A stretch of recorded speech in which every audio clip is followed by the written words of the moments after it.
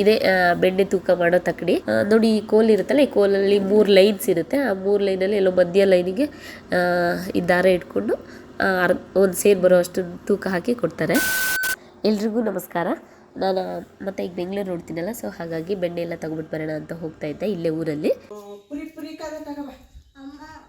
ಇವತ್ತು ಸೋಮವಾರ ಆಗಿರೋದ್ರಿಂದ ನಮ್ಮ ಕಡೆ ತೋಟಕ್ಕೆಲ್ಲ ರಜೆ ಇರುತ್ತೆ. ಹಾಗಾಗಿ ನಮ್ಮ ಶಿವಪ್ಪ ಕ್ಲೀನಾಗಿ ಎಲ್ಲ ಸ್ನಾನ ಮಾಡಿಕೊಂಡು ಪೂಜೆ ಮಾಡಿಕೊಂಡು ಮತ್ತೆ ಒಂದ್ಸರಿ ನಮ್ಮ ಮನೆಗೆ ಬಂದು ಹೋಗ್ತಾರೆ.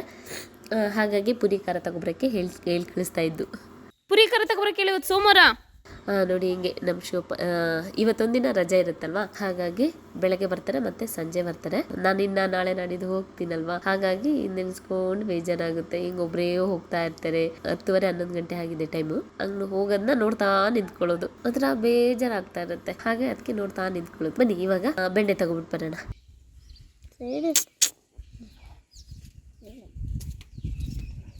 ದೊಡ್ಡಪ್ಪ ಚಿಕ್ಕಪ್ಪನ ಮಕ್ಕಳು ಅಂತಾರಲ್ಲ, ನಮ್ಮ ಪಪ್ಪಂದು ಅಣ್ಣ ತಮ್ಮಂದಿರ ಮಕ್ಕಳು. ಹಾಗಾಗಿ ನಂಗೆ ಚಿಕ್ಕಪ್ಪ ಆಗಬೇಕು. ಅವ್ರ ಮನೇಲೆ ಹೋಗಿ ಬೆಣ್ಣೆ ತಗೊಬಿಟ್ಟು ಬರೋಣ ಅಂತ ಹೋಗ್ತಾ ಇದ್ದೀನಿ. 7-8 ಸೇರು ಬೆಣ್ಣೆ ತಗೊಳ್ಳೋಣ ಅಂತ. ಅಲ್ಲೊಂದು ಸ್ವಲ್ಪ ಕೊಡ್ತಾರಂತೆ, ಮತ್ತು ಇನ್ನೊಬ್ರು ಬೆಣ್ಣೆ ಕೊಡ್ತಾರಂತೆ. ಹಾಗಾಗಿ ಬರ್ತೀನಿ. ನೋಡಿ ಅಜ್ಜಿ ಏನೋ ವ್ಯಾಪಾರ ಮಾಡ್ತಾ ನಿಂತಿದೆ. ಬೆಣ್ಣೆ ಅದೇ ನೋಡಿ, ನಮ್ಮ ದೇವರಾಜ್ ಮಾಮನ ಮನೆ. ಈಗ ಮನೆ ಮಾಡ್ತಾ ಇದ್ದಾರೆ. ಇದು ಹಳೆ ಮನೆ. ಇದು ತುಂಬ ಹಳೆ ಮನೆ. ಇದು ಕೂಡ ಮಣ್ಣಿನ ಮನೆನೇ. ಇದು ಈ ಮನೆ ಅಜ್ಜ ಅಜ್ಜಿ. ಈ ಅಜ್ಜಂಗೆ ನಾನು ಅಂದರೆ ತುಂಬ ಇಷ್ಟ ಆಯಿತು. ನಾನು ಬಂದಾಗೆಲ್ಲ ಮುದ್ದು ಕೊಡೋದು, ಕ್ಲೀನಾಗಿ ಮಾತಾಡ್ಸೋದು, ಕಲಿಸೋದು. ಖುಷಿ ಆಗೋದು ಅಜ್ಜಂಗೆ ನಾನು ಹೋಗ್ತಾ ಇದ್ರೆ. ಅಜ್ಜಿಗೆ ನಮ್ಮಮ್ಮ ಅಂದರೆ ತುಂಬ ಇಷ್ಟ. ಯಾವಾಗಲೂ ಕಲ್ಪನಾ ಅಂದ್ಕೊಂಡು ನಮ್ಮ ಮನೆಗೆ ಬರೋದು. ನಮ್ಮಮ್ಮನ ಹೆಸರು ಕಲ್ಪನಾ ಅಂತ. ಹಾಗಾಗಿ ಈಗೆಲ್ಲ ನೆನಪಾಗ್ತಾ ಇದೆ. ನೋಡಿ ಆಂಟಿ ಏನೋ ಹಾಲು ಕಾಯಕ್ಕೆ ಇಟ್ಟಿದ್ದಾರೆ ಅನಿಸುತ್ತೆ. ಮನೆ ಇದು ತುಂಬ ಹಳೆ ಮನೆ. ಈ ಹಂಚುಗಳ ಏನೋ ಒಂಥರ ಚಂದ ಈ ಥರ ಮನೆಗಳು. ಆವಾಗಲೇ ಗೋಡೆಗಳಲ್ಲೇ ಒಂಥರ ಗೂಡು ಮಾಡೋರು ದೇವ್ರುಗಳಿಗೆ ಅಂತ. ಹಾಗಾಗಿ ದೇವ್ರ ಗೂಡು ಅಂತಾರೆ. ಇದೆ ನೋಡಿ ದೇವ್ರ ಗೂಡು ಆಗಿನ ಕಾಲದ ಹೇಗಿದೆ ಅಂತ. ಆ್ಯಕ್ಚುಲಿ ನಾನು ಹಾಲು ಕಾಫಿ ಎಲ್ಲ ಕುಡಿಯೋದು ಕಡಿಮೆ. ಆಂಟಿ ಫೋರ್ಸ್ ಮಾಡಿ ಹಾಲು ಹಾರಿಸ್ಕೊಡೋ ಹೊತ್ತಿಗೆ ಸ್ವಲ್ಪ ಕುಡಿತಾ ಇದ್ದೀನಿ ಅಷ್ಟೇ. ಹಾಕಿಸ್ಕೊತೀರ ಇಲ್ವಾ? ಇಲ್ಲ ಹಾಕೊಳ್ಳಲ್ಲ ಆ್ಯಕ್ಚುಲಿ. ಸ್ವಲ್ಪ ಹಾಕಿಂತ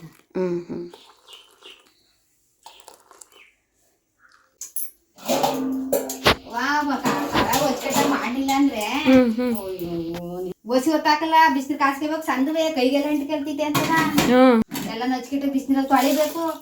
ಹಿಂಸೆ ಆಗ್ತೈತೆ.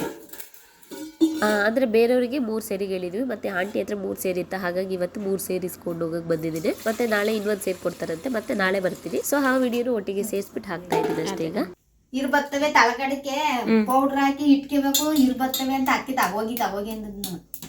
ನಾಳಿಕೆ ಕಡದ್ರೆ ಇನ್ನೊಂದ್ ಸ್ವಲ್ಪ ಹಾಕ್ಬೇಕು. ಅದಕ್ಕೆ ನಾಳಿಕೆ ಬಂದ್ ತಗೋಬೋದು. ಇದು ಆ್ಯಕ್ಚುಲಿ ಇನ್ನೊಂದು ದಿನದ ವಿಡಿಯೋ. ಇನ್ನೊಂದು ಸೇರಿತ್ತಂತೆ. ಹಾಗಾಗಿ ಆಂಟಿ ನಾಳೆ ಕೊಡ್ತೀನಿ ಅಂತ ಹೇಳಿದ್ರು. ಹಾಗಾಗಿ ಇವತ್ತು ಬಂದೆ. ಇದು ಚಿಕ್ಕದಾಗಿರೋದ್ರಿಂದ 2 ಒಟ್ಟಿಗೆ ಸೇರಿಸಿ ಹಾಕ್ತಾ ಇದ್ದೀನಿ ಅಷ್ಟೇ. ನಂಗೆ ಆ್ಯಕ್ಚುಲಿ ಇಷ್ಟ ಈ ಥರ ಹಂಡೆ ಒಳಗೆ ಕೈ ಹಾಕಿ ಬೆಣ್ಣೆ ತೆಗೆಯೋದು. ಇದೆಲ್ಲ ನೋಡ್ತಿದ್ರೆ ನಂಗೆ ಆ ಕೃಷ್ಣನ್ ಸ್ಟೋರಿ ಎಲ್ಲ ಕೇಳ್ತಿದ್ವಲ್ಲ, ಅದೇ ನೆನಪಿಗೆ ಬರ್ತದೆ ನನಗೆ. ಮತ್ತೆ ನೋಡಿ ಇದೇ ಬೆಣ್ಣೆ ತೂಕ ಮಾಡೋ ತಕ್ಕಡಿ. ಈಗೇನು ಬೇರೆ ಥರ ಬಂದಿದವೋ ಏನೋ ನನಗೆ ಗೊತ್ತಿಲ್ಲ. ಇದೊಂದೇ ನನಗೆ ಗೊತ್ತಿರೋದು. ಕೆಲವ್ರಿಗೆ ನೆನಪಿರುತ್ತೆ, ಕೆಲವ್ರಿಗೆ ಮರ್ತೋಗಿರುತ್ತೆ, ಕೆಲವ್ರಿಗೆ ಗೊತ್ತಿರಲ್ಲ. ಇದೆಲ್ಲ ಹಳೇದಲ್ವಾ, ಚೆನ್ನಾಗಿರುತ್ತೆ ಅಂತ ವಿಡಿಯೋ ಮಾಡಿಕೊಡ್ತಾ ಇದ್ದೀನಿ. ನೋಡಿ ಈ ಕೋಲ್ ಇರುತ್ತಲ್ಲ, ಈ ಕೋಲಲ್ಲಿ 3 ಲೈನ್ಸ್ ಇರುತ್ತೆ. ಆ 3 ಲೈನಲ್ಲಿ ಎಲ್ಲೋ ಮಧ್ಯ ಲೈನಿಗೆ ಈ ದಾರ ಇಟ್ಕೊಂಡು ಒಂದು ಸೇರ್ ಬರೋ ಅಷ್ಟು ತೂಕ ಹಾಕಿ ಕೊಡ್ತಾರೆ. ಒಂದು ಸ್ವಲ್ಪ ಕಡಿಮೆ ಇದೆ ಅಂತ ಹೇಳ್ಬಿಟ್ಟು ಮತ್ತೆ ಆಂಟಿ ಇನ್ನೊಂದು ಸ್ವಲ್ಪ ಹಾಕ್ಬಿಟ್ಟು ಇಟ್ರು. ಆ್ಯಕ್ಚುಲಿ ಇವೆಲ್ಲ ನೋಡೋಕ್ಕೆ ಒಂಥರ ಚಂದ. ನಮ್ಮ ಮಕ್ಳಿಗೆ ಇವೆಲ್ಲ ಏನು ಅಂತಲೇ ಗೊತ್ತಿರಲ್ಲ. ಹಾಗಾಗಿ ಇವೆಲ್ಲ ಮಾಡಿ ಇಟ್ಕೊಂಡ್ರೆ ಮಕ್ಳಿಗೆ ಮುಂದಕ್ಕೆ ಅನುಕೂಲ ಆಗುತ್ತೆ. ಆ್ಯಕ್ಚುಲಿ ಮುಂಚೆ ಆಗಿತ್ತು ಹೀಗಿತ್ತು ಅಂತ ಹೇಳೋಕ್ಕಾದ್ರೂ ನೋಡೋಕ್ಕಾದ್ರೂ. ಆ್ಯಕ್ಚುಲಿ ಕೆಲವೊಂದು ವೀಡಿಯೋಸ್ನ ನಾನು ಮುಂದಕ್ಕೆ ನನಗೆ ಅಂತಲೇ ಮುಂದೆ ನೋಡೋಕ್ಕೋಸ್ಕರ ಅಂತಲೇ ನೆನಪಿಗೋಸ್ಕರನೇ ಒಂದು ವೀಡಿಯೋ ನಾನು ಖುಷಿಯಿಂದ ಮಾಡಿ ಇಟ್ಕೊಳ್ತೀನಿ. ಕೆಲವು ಗೊತ್ತಿರುತ್ತೆ ಇದು ಓಡಲ್ಲ ಅಥವಾ ಓಡುತ್ತೆ ಅಂತ. ಆದರೂ ಕೂಡ ಒಂದು ನೆನಪಾಗಿ ಉಳಿಯುತ್ತಲ್ಲ ನಂದು ಯೂಟ್ಯೂಬ್ ಚಾನಲಲ್ಲಿ ಅಂತ ಖುಷಿಗೆ ಮಾಡಿ ಇಟ್ಕೊಳ್ತೀನಿ ಅಷ್ಟೇ. ನೆನಪುಗಳು ಇವೆಲ್ಲ ಮತ್ತೆ ನಾವು ಅನುಭವಿಸ್ತೀವಿ ಅಂದರೆ ಆಗಲ್ಲ, ನೋಡೋಕೆ ಮಾತ್ರ ಸಾಧ್ಯ. ಹಾಗಾಗಿ ನೆನ್ನೆ ಬಂದಿತ್ತು ನನ್ನ ಮಗಳು. ಆ್ಯಕ್ಚುಲಿ ಇವತ್ತು ಕರ್ಕೊರ್ಬೇಕಾಗಿತ್ತು ಇವೆಲ್ಲ ತೋರ್ಸೋಕ್ಕೆ. ಇನ್ನೇನು ವಿಡಿಯೋ ನೋಡುತ್ತೆ ಅಷ್ಟೇ. ಇದು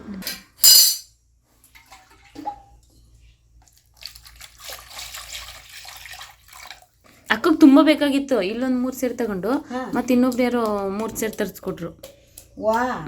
ಅಷ್ಟೇ ಒಂದು ಸರಿ ಏನ್ ಮಾಡಕ್ಕೆ? ಅಕ್ಕ ಅವ್ರ ಮನೇಲಿ ಅವ್ರು ಅಂಗಡಿ ತುಪ್ಪ ತಿನ್ನಲ್ಲ. ಅಕ್ಕ ತಿನ್ನಲ್ಲ, ಮತ್ತೆ ಅವ್ರ ಮಾವ ತಿಂತಾರೆ, ಇವಳು ತಿನ್ನಲ್ಲ.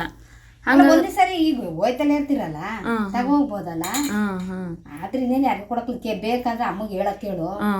ಆದ್ರೆ ಯಾರಿಗೂ ಕೊಡಕ್ಲ. ನಾನು ಇನ್ನೊಂದ್ಸರಿ ಕಾಯಿಸ್ಕೊಡ್ತೀನಿ. ಉಳ್ದಿದ್ದ ಮುನ್ನವ್ರಿಗೆ ಎಷ್ಟು ಅಷ್ಟ ಕೊಡ್ತೀನಿ. ನೀನು ಹಾಲು ಕುಡಿಯಕಲ್ಲ, ಏನು ಕುಡಿಯಕಲ್ಲ? ಇಲ್ಲ, ಏನು ಬೇಡ, ಏನು ಬೇಡ ಬೇಡ ಅಂತೀಯ. ನೋಡಿ ಈಗ ಅಮ್ಮ ಇವೆಲ್ಲ ಪ್ಯಾಕ್ ಮಾಡ್ತಾ ಇದ್ದಾರೆ. ನಿನ್ನೆ ಅಷ್ಟು 3 ಸೇರು ತೊಗೊಬಂದಿಟ್ಟಿದ್ದೆ, ಮತ್ತು ಇನ್ನೊಬ್ರು 3 ಸೇರು ಕೊಟ್ಟಿದ್ರು. 2 ಒಟ್ಟಿಗೆ ಸೇರಿಸಿ ಅಕ್ಕನ ಮನೆಗೆ ಪ್ಯಾಕ್ ಮಾಡಿರ್ತಾ ಇದ್ದಾರೆ. ಅಕ್ಕನ ಮನೆಗೆ 6 ಸೇರು ಕೊಡ್ತಾ ಉಂಟು, ಯಾಕಂದರೆ ಅವ್ರ ಮನೇಲಿ ತುಪ್ಪ ತುಂಬ ಯೂಸ್ ಮಾಡ್ತಾರೆ. ನಮ್ಮ ಚಿಕ್ಕವಂಗಂತೂ ಬೇಕೇ ಬೇಕು. ನಾನಂತೂ ತೀರಾ ಕಡಿಮೆ. ಆ್ಯಕ್ಚುಲಿ ನಾನು ತುಪ್ಪದ ಬಳಕೆ ಸ್ವಲ್ಪ ನಾನು ಕಡಿಮೆನೆ. ಅಕ್ಕಂಷ್ಟು ಬೆಣ್ಣೆ ಎಲ್ಲ ಪ್ಯಾಕ್ ಮಾಡಿ ಇಟ್ಟುಂಟು. ನಾಳೆ ನಾಡಿದ್ರಲ್ಲಿ ನಾವು ವಾಸನ ಹೋಗ್ತೀವಲ್ಲ ಅವಾಗ ತಗೊಂಡು ಹೋಗ್ತೀವಿ. ಇನ್ನು ನನಗೆ ಈಗ ನಾನು 1 ಸೇರು ತೊಗೊಬಂದಲ್ಲ, ಅದ್ರ ಜೊತೆಗೆ ಇನ್ನು ನಮ್ಮನೆ ಹಸುದೇ ಇದೆ, ಒಂದು 3-4 ಸೇರಷ್ಟು ಅಮ್ಮ ತೆಗೆದಿಟ್ಟಿದ್ರು. ಅಂದರೆ ನಮ್ಮಲ್ಲಿ ಇರೋದೇ ಒಂದು ಹಸು ಅಲ್ವಾ, ಹಾಗಾಗಿ ಅದರಿಂದ ಏನು ವಾರಕ್ಕೊಂದು 2 ಸೇರಷ್ಟು ಸಿಗ್ತದೆ. ಅದು ನಾವು ಮಕ್ಕಳು ಎಲ್ಲ ಇದ್ದರೆ 2 ಸೇರಷ್ಟು ಸಿಗ್ತದೆ. ನಾವು ಮಕ್ಕಳು ಇಲ್ಲ ಅಂದರೆ ಒಂದು 3 ಸೇರಷ್ಟು ಸಿಗ್ತದೆ. ಯಾಕಂದರೆ ನಾವಿದ್ರೆ ಮಕ್ಕಳೆಲ್ಲ ಹಾಲು ಕುಡಿತಾರಲ್ವ, ಸೊ ಹಾಗಾಗಿ ಅಷ್ಟಾಗಿ ಮಾಡೋಕ್ಕಾಗಲ್ಲ, ಬೆಣ್ಣೆ ತೆಗಿಯೋಕ್ಕಾಗಲ್ಲ. ಇನ್ನು ನಮ್ಮ ಪಪ್ಪ ಅಮ್ಮ ಇದ್ದರೆ ಅವ್ರಿಗೆ ಹಾಲು ಕುಡಿಯಲ್ಲ, ಬರೀ ಕಾಫಿ ಅಷ್ಟೇ. ಹಾಗಾಗಿ ಒಂದು 3 ಸೇರು ಆಗ್ತದೆ ವಾರಕ್ಕೆ.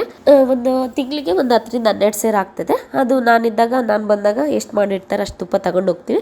ಇಲ್ಲದಿದ್ದಾಗ ಮಾಡಿ ಅಮ್ಮ ಅಕ್ಕನ ಮನೆ ಕೊಡ್ತಾ ಇರ್ತಾರೆ. ಆವಾಗ ವಾರಕ್ಕೊಂದು 2 ಸೇರು 3 ಸೇರು ಹಾಗೆ. ಮಜ್ಜಿಗೆ ಕಡಿಯೋದು, ಬೆಣ್ಣೆ ತೆಗಿಯೋದು ಅದೆಲ್ಲ ನಂಗೆ ತುಂಬ ಇಷ್ಟ. ಆ್ಯಕ್ಚುಲಿ ನಾನು ನಮ್ಮ ಮನೇಲಿ ನಾನೇ ಮಜ್ಜಿಗೆ ಕಡಿಯೋದು, ಬೆಣ್ಣೆನೂ ಕೂಡ ನಾನೇ ತೆಗಿಯೋದು, ಚೆನ್ನಾಗಿರುತ್ತೆ. ಅದೇ ಫಸ್ಟ್ ಟೈಮ್ ಬೆಣ್ಣೆ ಕಡಿಯುವಾಗ ಒಂದು 10 ನಿಮಿಷ ಸರಿಯಾಗಿ ಕೋಲ ಆಡಿಸಿದ್ರೆ ಚೆನ್ನಾಗಿ ಬೆಣ್ಣೆ ಬರುತ್ತೆ. ಆ ಬೆಣ್ಣೆ ಎಲ್ಲ ಕೊನೆ ಒಂದೇ ಸರಿಗೆ ಎತ್ಬಿಟ್ಟು ಉಂಡೆ ಕಟ್ಟೋದು ತುಂಬ ಚಂದ, ಒಂಥರ ಖುಷಿ ಆಗುತ್ತೆ ನನಗೆ. ನೋಡೋಣ ನೆಕ್ಸ್ಟ್ ಟೈಮ್ ಆದರೆ ವಿಡಿಯೋ ಮಾಡಿ ಇಟ್ಕೊಳ್ತೀನಿ ಅದನ್ನು. ನೋಡಿ ಇವಾಗ ಬೆಣ್ಣೆ ಎಲ್ಲ ಪ್ಯಾಕ್ ಆಯಿತು. ಇವಾಗ ಸುಮ್ಮನೆ ಹಾಗೆ ನಮ್ಮ ಅಮ್ಮನ ಹೊರಗಡೆ ಕರ್ಕೊಂಡು ಹೋಗ್ಬಿಟ್ಟು ಬರೋಣ ಅಂತ ಹೋಗ್ತಾ ಇದ್ದೆ ಅಮ್ಮ ಆಟ ಆಡ್ಸೋಕ್ಕೆ. ಪುಟಾಣಿ ಎಲ್ಲಿ ಹೋಗಿದ್ದೆ? ಹಾಂ ಗೊತ್ತಿಲ್ದಂಗೆ ಬನ್ನಿ. ಓ ಮಗಳು, ಆ ಕಟ್ಟೆ ಮೇಲೆ ಹೋಗಿ ನಿಂತ್ಕ, ಅಮ್ಮಗೆ ಗೊತ್ತಿಲ್ದಂಗೆ. ತಡಿ ನೀನು ಬಾವಿ ಹಿಂದೆ ಹೋಗಿ ಮಗಳು, ಸೌಂಡ್ ಮಾಡಬೇಡ. ಬಾವಿ ಹಿಂದೆ ಹೋಗಿ ನಿಂತ್ಕೋ, ಸೌಂಡ್ ಮಾಡಬೇಡ. ನಾನೀಗ ಹೋಗಿ ಬಚ್ಚಿಟ್ಕೊತೀನಿ. ಓಡಿ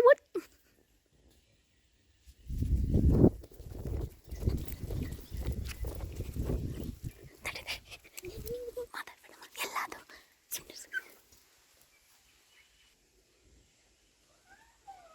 ಮಗಳು ಮಾತಾಡ್ಬೇಡ.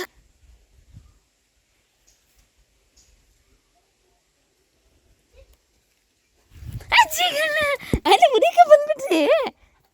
ಹುಡುಕ ಬಂದ್ರಿ, ಹೋಗಿ ಅಲ್ಲಿ ಅಕ್ಕ ಹತ್ರ ಹೋಗು. ಎಲ್ಲ ರಿಪೋರ್ಟ್ ಮಾಡುಂಟು. ನನಗೆ ಸಾಂಬಾರು ಸೊಪ್ಪು. ನಮ್ಮ ಪಪ್ಪಂಗೆ ಆ್ಯಕ್ಚುಲಿ ನೋಡಿ ಇದು ತುಂಬ ಇಷ್ಟ, ಈ ಗಿಡಗಳು.